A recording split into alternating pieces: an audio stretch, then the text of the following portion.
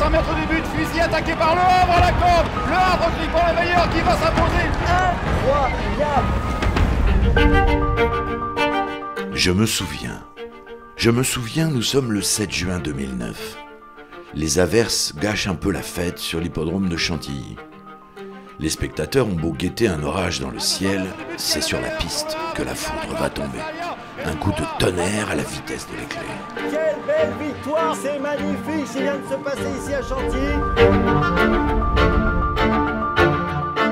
En 2007, Gérard-Augustin Normand, ancien agent de change, revient à ses premières amours, les courses hippiques, une passion héritée de ses deux grands-pères.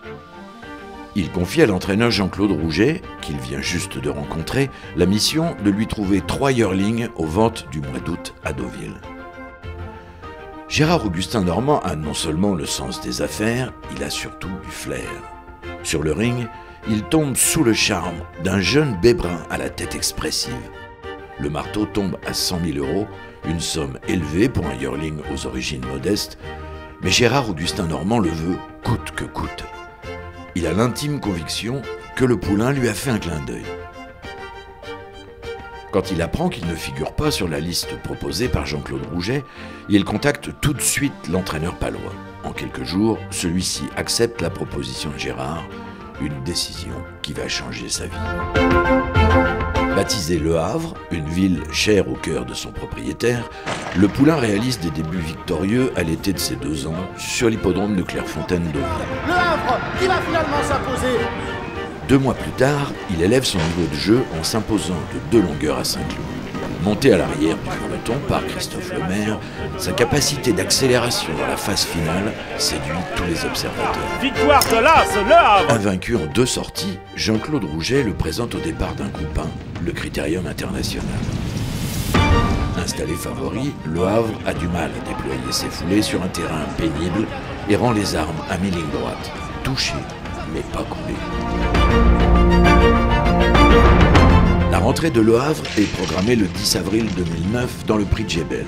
C'est une première en ligne droite et sur sa route, il va devoir croiser le fer avec un lauréat de groupe 1, un certain Nacous. La victoire, Le Havre, Nacous, Le Havre, Nacous, Le Havre. Une tête sépare les duettistes. Le grand favori Nacous battu tout à la fin, il me semble, par le numéro 3, Le Havre. Un mois plus tard, Le Havre fait figure d'outsider dans la poule d'essai des poulains.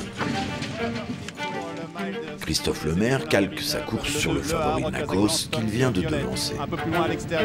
Aux abords du poteau, Le Havre sort de son sillage et accélère. Mais Silver Frost, monté par Christophe Soumillon, a déjà fait la différence. La 2e place pour le numéro 2, Le Havre. Le meilleur a gagné, mais le 7 juin prochain à Chantilly, les cartes seront rebattues. La distance passe de 1600 à 2100 mètres, vitesse et tenue seront les clés de la quête du Graal. Le prix du Jockey Club est une course mythique. À son palmarès se sont succédés des champions et de futurs étalons de renom. C'est le tournant d'une carrière. Un ciel menaçant ponctué d'averses plane au-dessus des 17 prétendants. Jean-Claude Rouget est en bas des tribunes. Gérard-Augustin Normand est resté chez lui, seul avec son chien, le regard rivé devant son écran de télévision. Le prix du Jockey Club, c'est un groupe 1 bien sûr, 2100 mètres à parcourir. Comme à son habitude, Christophe Lemaire prend le dos d'un leader de choix, Silver Frost, pour préserver au maximum la pointe de vitesse de son cheval. Dans les 200 derniers mètres, la course se décante. Les favoris peinent à trouver le second souffle.